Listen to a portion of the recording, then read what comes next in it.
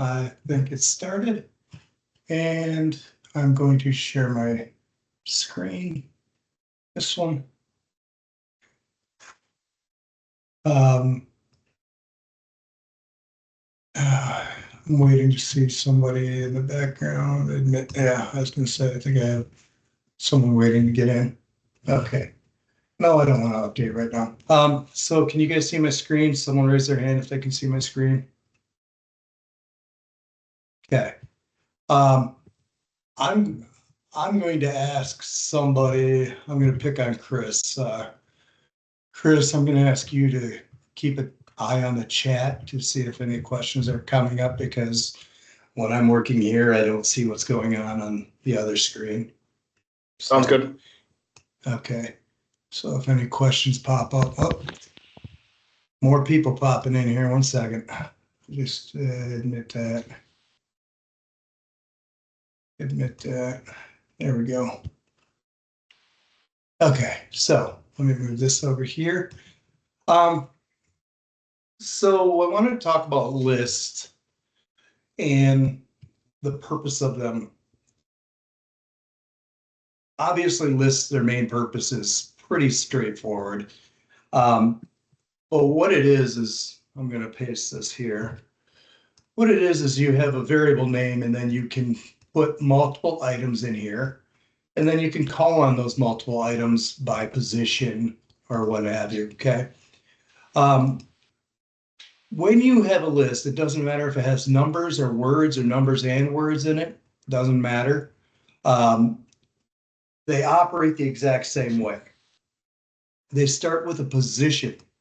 Normally, when we think about lists, we start with number 1, 2, 3, 4, 5, and so on.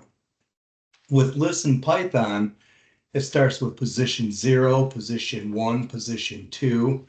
So even though there's a 1 here that could confuse you, that's position 0, 1, 2, 3, 4. Okay. So that's one thing. How we declare lists is exactly how you see it here. We give it a variable name, we put square brackets around it, and then we put our items in there separated by commas. It's pretty straightforward. There are a lot of things that we can do with lists, though. One of the things that we can do is we can print values based on what position they're in. Okay. So when I say fruits and 0, I want to print fruits 0. So from fruits, I want to print position 0. That should return apple, right? Here, if I'm printing fruits 2, that should be cherry. So if I click run, over here, you can see that it printed apple and cherry. When I say over here, I'm saying over here where it says console 1. Okay. I don't think I can zoom that in. I can zoom this in though. I think that might be helpful on the recording. So there's that. Sorry. You can also go backwards.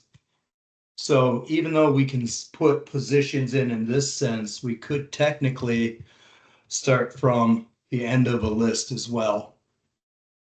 If you put a negative and you say 1, the output should be cherry as well.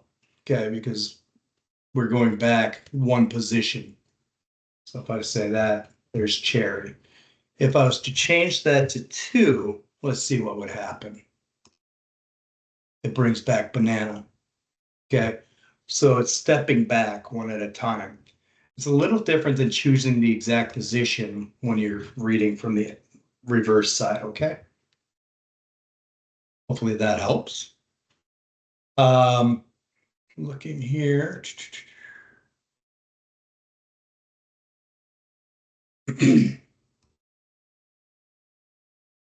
If I wanted to, I can change items in a list. So in my fruits list, I want to change position 1 to orange. Okay. So fruits, position 1 equals whatever I have here. Let's talk about how this might come in handy. Let me run this first so you can see what happened over here. So apple, orange, cherry. And then anything underneath this would obviously probably still go by orange because it should be changed, but if we talk about how this would be used in real life situations, if I was updating a customer record, somebody, you might be looking at customer as a list and it has your first name, last name, city, state, zip, whatever. And maybe I want to update the zip code, which is in position 1. I could update the zip code. So that's just an example of how this could be used in other ways. Which reminds me, when you go through these chapters and when you go through these assignments, pay attention to this as a tool, not an individual assignment. Okay. This is all about learning a tool. At the end of the day, you can have errors in your programs, and I can live with that. That's not a problem. And we can get past all that stuff. But if you ever want to get to a point that you can do this stuff and apply it to other situations, you have to look at it as a tool. Right now, I'm showing you a tool of how we use lists and so on. Okay. I think that's the only person waiting. Yeah. Okay. So remember, this is a tool. Don't just look at it as a single assignment and so on. Because what happens in not this class, I'm not saying this class at all, but I have another class where students are doing things from a video, and at the end of the day, what happens is they do it exactly how it's said, and then they're asked to do it somewhere else, and they just can't put that together because they're not looking at it as a tool. They're looking at it as, okay, I wrote exactly what I was told to write. So there's that. We can remember those wonderful commands that we have built into Python. We can append a list. We can add a value to a list, and the output should show like that. So now I have apple, orange, cherry, banana, or grape. There is no banana anymore. I need a banana. Bananas are good for you. I can also insert something, and insert is different than append. Append puts something at the end of the list, where insert, I can tell it what position I want the value to go in. Okay. So that would be another example of maybe how I could say that I want to insert a new value for a customer's sales or something like that. So in position 1, I want this value to be entered or so on. Okay. If I run it, you'll see that pineapple, orange just got moved over, cherry got moved over, grape got moved over, etc. I have a long list of things that I'm looking at.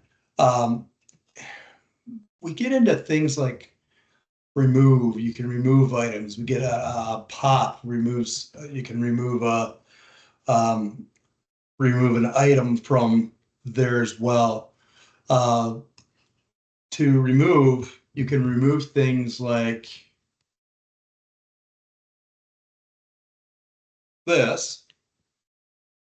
So I can remove value by its name. Okay. And when I run, it would take orange out of the list. Or you can do something called pop. And this removes the element at the specific index. If no index is selected, it removes the last element. Okay. Index, by the way, that's position. I've been calling it position. The real word for it in programming is index. So if I wanted to pop position 1, I could pop out whatever is in this case, it wouldn't be apple, it'd be pineapple, right? Because this is index 0, index 1, index 2. I've been saying position 1, position 2, position 3, so on. But anyway, I can choose which one I'm going to pop out. If I don't choose anything, it pops out the last one. There, another person waiting in the waiting room. So there's that. Like I said, this is being recorded, so it'll be posted and all that stuff, okay? You can do something called slicing. And slicing with lists is you can access a range of elements using slicing. So here I want 1 to 4. So positions 1, 2, 3, 4. So we'd start here, there, there. Okay. So that's what we're getting. If I just said 3, it's going to take from position 0 to 3. So 0, 1, 2. It's the number of positions, not. This is where slicing gets confusing because this isn't the actual position. This is where we want it to stop. Okay. We're doing it 4 times or something like that. Otherwise, we can start on the third value and bring the rest in. Okay. So it's another thing that's just, it's a useful tool. You might find, I'll pick on Bella. Bella, you might find that this stuff is quite helpful when you get into analytics. Cybersecurity, you might find it helpful to start hashing passwords and stuff like that. Okay. When you bring a value in, one of the things that you can do is you could convert a string to a list, and we haven't shown that yet. But you can convert a string to a list, and then you can actually look at each character individually and stuff like that. So, and I don't think we're doing that this week. I think that's next week. So, I'm going to run this real quick so you can see the output of all of those over here. So, number 7 was starting at, well, there's the slicing, there's the pop, there's the remove. So that's where we're getting all of that. And trying to think. Another thing that could be useful is finding the length of a list. Another function that's built in. Okay. Length is a function. So I'm printing the length of fruits, which is just going to tell me how many values are in that list. This says it's going to output 3. I don't think it's going to output 3 because we've added stuff or subtracted stuff. Maybe it's going to be 3 because that's 1, 2, 3. Let's see. It did. Okay. So there we go. It's 3. If I did it with the original list, yeah, remember, I've made a change to this variable. This variable is no longer the original variable. So there's that. When I run the program, it's no longer the original variable values. And one more thing that you can do is you can sort them. So again, a lot of this stuff is great for analytics. So it puts it in alphabetical order. Okay. And then you can, which I don't know why you would do it, but you could print them in reverse order. Fruits that reverse. Run. Okay. So those are the basic things that we can do with lists. Yeah, I say basic. There was a lot there, but that's pretty basic. We can do programs that would bring in every third value from a list. We can make a program that counts every time cherry shows up in a list. We could have a program that shows up,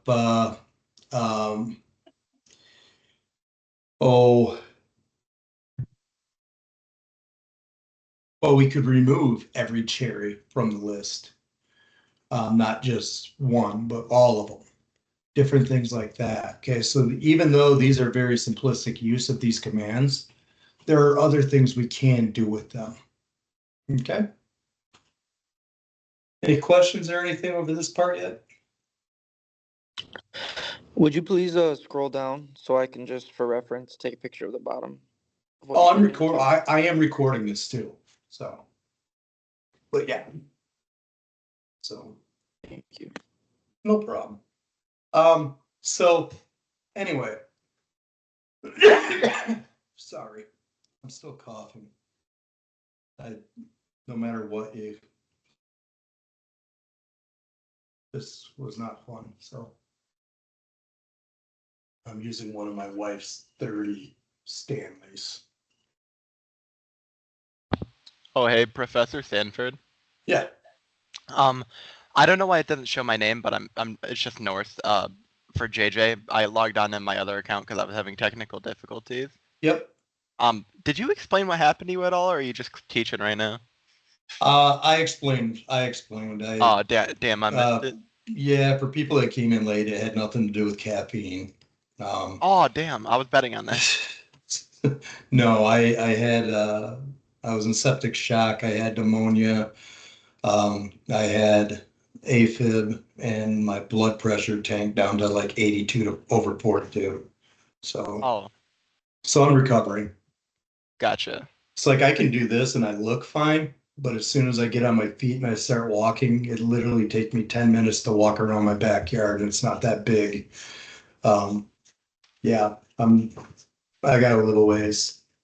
I go to the doctor tomorrow to talk about uh, any other stuff I have to do, et cetera, and when I can come back. So Wishing you uh, well on recovery. I am too.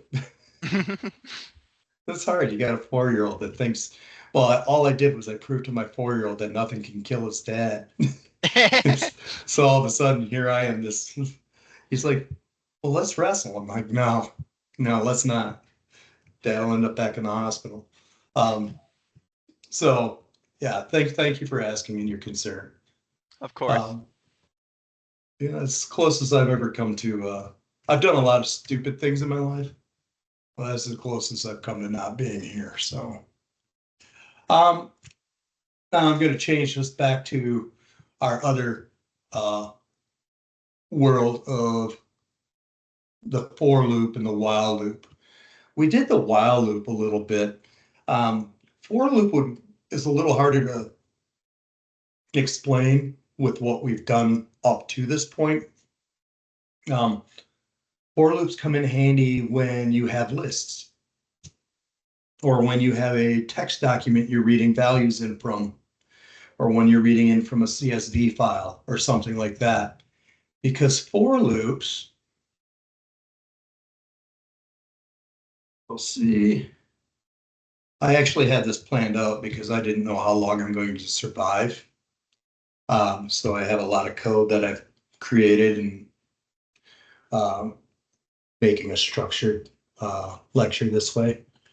And then we can talk about project idea and go from that route or go down that road. Okay.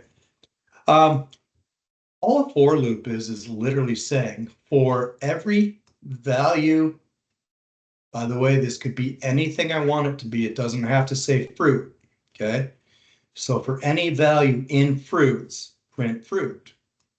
If I run this over here, it prints apple, banana, cherry, and orange. Okay.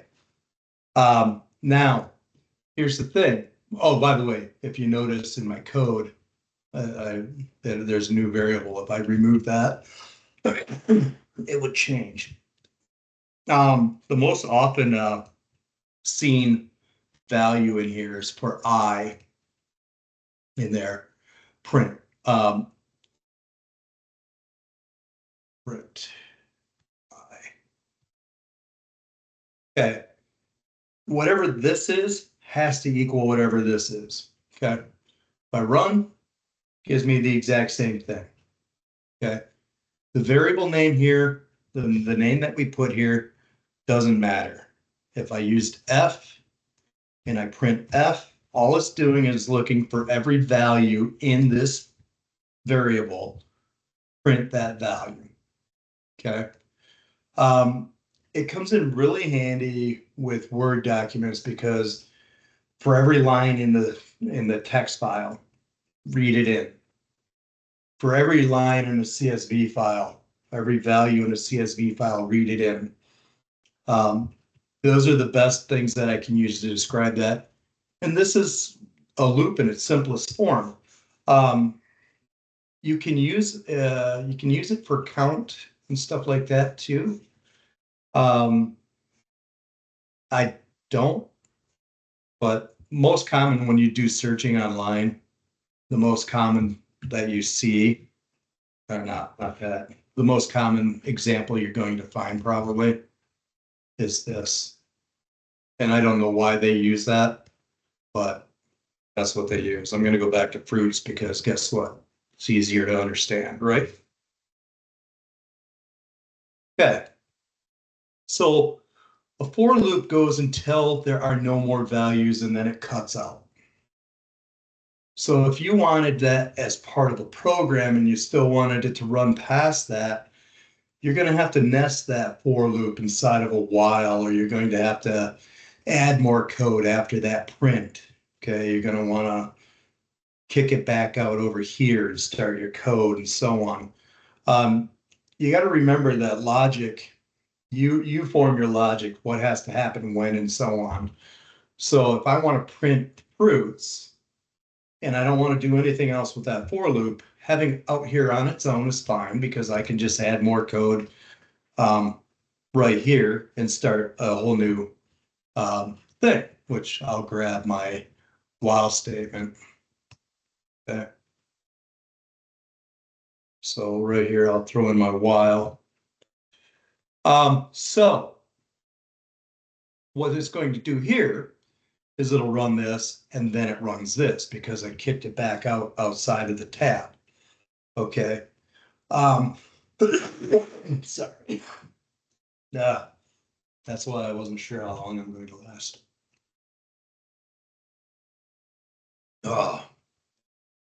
So if I run this now, you'll see that it basically counts to 10. That's all this is doing. Now, if I use this while loop and I threw this for loop inside of it, and I said count, and I said count equal or is less than or equal to 10, and I put that for loop inside of here, it would only do the for loop however many times that count would allow. Okay. So I'm going to leave this as is. I'm going to enter down a couple times and take this, Control C, go down here, Control V. It's not going to hurt anything. I'm going to take this 4. I'm going to Control X that. And we're just going to see what happens when I throw it inside this while. Okay. And I might get an error because I don't know if the, yes. Now it treated it like every single letter. If you look what I did for fruits, so for everything in fruits, I want to print fruits, and then I'm just doing my count of 1 to 10 and so on. But if you look, orange is here, and then I've got a 1, and then I've got an E, then I got a 2, and I got an E and a 3 and an E. Okay, why is it the E? Because it's printing the last character of orange every time. Okay. So I can control this. I can say, you know what? Less than or equal to 5. Now you can see orange and then through here. So how many characters is orange? 1, 2, 3, 4, 5. I'm going to just say, you know what? Less than or equal to 1. Run it 1 time. It brings orange in and just shows a count of 1. Okay. So it runs this however many times, but the problem is every time it runs past once, it's only going to return the letter E. It goes right to the end where it ended, right? Because you got to remember, a list or a for loop is saying for every value, and right now is counting every letter, boom, boom, boom, boom, and so on. If you notice though, it's also not making it past the word orange. And there are multiple items in there. So here's the thing. I have to decide, and you would have to decide how you want this to happen, and it makes a difference where you place this. Okay. Obviously, if it's out here, it does different things. Would it make a difference if it was here? I don't know. I haven't checked. I don't want to create more confusion by having all kinds of odd stuff over here. But I wanted to show you what happens when we nest functions together and why logic's going to be important, especially in how we nest things together and so on, because we had no intent of bringing individual letters in. Okay. What we had the intent of doing is bringing the actual words in. Okay. So that's where we're at on that. Okay. I'm going to actually remove this. There. Okay, so that's actually what I have for lists and while and for loops. Obviously, a while can have ifs inside of it. A if could actually have a for inside of it. A for could have a while inside of it. All kinds of different things like that can happen. Okay. So keep that stuff in mind as you're going through your homework, and that is, it's a tool and it has multiple ways of being used. Okay. I'm going to stop sharing my screen so I can see you guys. But I'm not going to stop recording because I want you guys to be able to hear on the recording what I have to say. I didn't want to do that. What am I doing, Sam? What's your problem? I can look over here. So I had mentioned to you guys that I was looking at doing a project in class, and we're at a point now where we can start thinking about what that project would look like, what it's going to involve, and all of that stuff. I think next week we're going to start getting into writing to a TXT file and reading from a TXT file. Once we get there, I'll give you an example of projects people have come up with in the past. And I've already shown you something like, you know, you can create a game, like a guessing game or something like that, and we can build off of that. Or you can, if you wanted to, you could create a journal, right? Where on a daily basis, you open the program, you type in your information, you hit enter, it saves it out to a text file. It would store the date, the time, the information that you tell it to. You'd be able to bring it back in based on date and time. Like if you wanted to see specific items and stuff like that. You know, what did I do 3 days ago or what have you? But you'd be able to read the file back into the screen, etc. Another thing you could do is I've seen people do recipe books where they keep track of recipes. You know, you enter the information on the screen, stores it in a text file or a Excel file. You know, the ingredients, the amount, stuff like that. How it, like temperature and time and all that good stuff.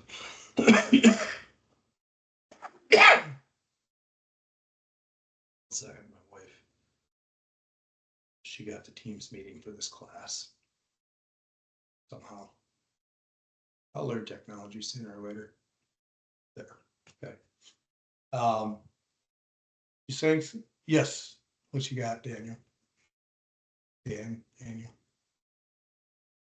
I wanted What's that? to know about is more so an individualized project per student, or are you talking about an en masse project that we would all undertake together? I'm thinking small teams, and when we do this, what'll happen is class time will be actually allotted every class for you guys to be able to work on it. we'll talk about some new concept for 15 minutes or so. And you're going to pick and choose concepts and tools that you're going to use. There are going to be requirements. One of the requirements is don't get stuck on a TXT file idea, because one of the requirements might be that we use Excel or CSV file. The TXT file to a CSV file, not that big of a difference in coding, but the CSV file has a lot more power, especially because you can bring a whole row in as a list and so on, or a whole column in as a list if you wanted to. So I'm thinking probably teams of 2 or 3. I don't like to go beyond that, because what happens is you end up with people that don't code and then they don't learn it. And it's hard to gauge on my side where people were and how they did and everything else. So I don't like going past 3. But my thing is I want to get to a point where we're helping each other, right? And how do we do that? It's not just doing the assignments out of the book. I think it's working on something that we have a vested interest in. You have a teammate or a team of 3 and you're talking about it and you decide, you know what, it sounds really cool to try to create something for fantasy sports, or it sounds really cool to try to keep track of stats for the gaming, not the game, the esports or something like that. Or maybe it's somebody that really, really wants to dive a little deeper into that analytics side and that, and says, you know what, maybe this is an opportunity for me to just mess with some data that's been given to me. If someone wants to do it on their own, they can feel free to do it on their own. I'm not going to force people into teams necessarily. Um, but so, if it's not analytics stuff that was given to you, maybe it's something where you go out and you get historical data of stocks and you bring it in and you analyze and do different things like that with it.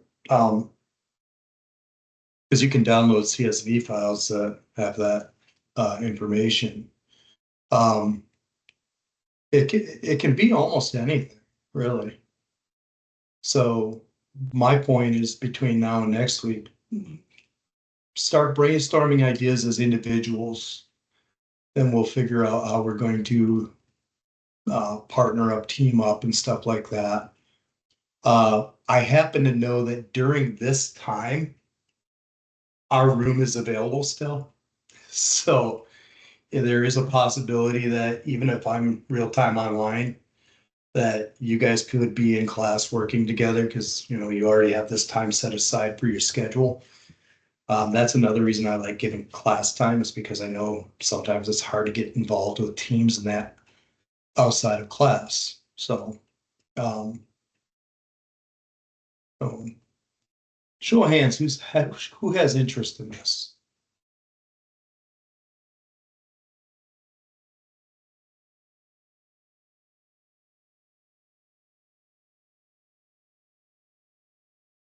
Okay, looks like we're doing okay then. So, any questions or anything right now?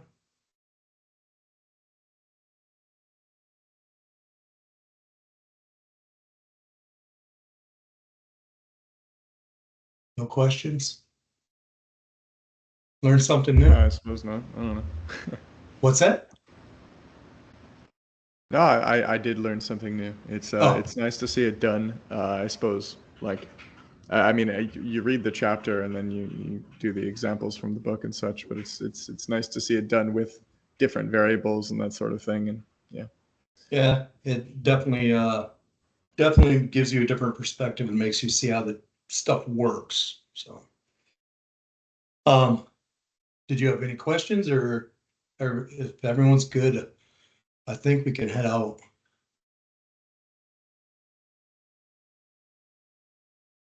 Nope, no questions. Okay. get well, Sanford. I will get well. Like my son thinks, nothing kills me. Exactly.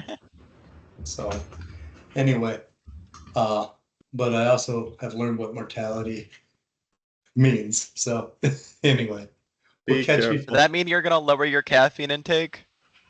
I'm not Like- doing any caffeine. I haven't been Oh. doing any caffeine since last Monday. So Well, yeah, Wow. it can't be good for the blood pressure, I imagine. Things like that. I've never had a problem with blood pressure and heart issues and that with caffeine. Like never. Oh. And wouldn't caffeine give you higher blood pressure instead of low? Like, Yeah, you and have- he has low blood pressure.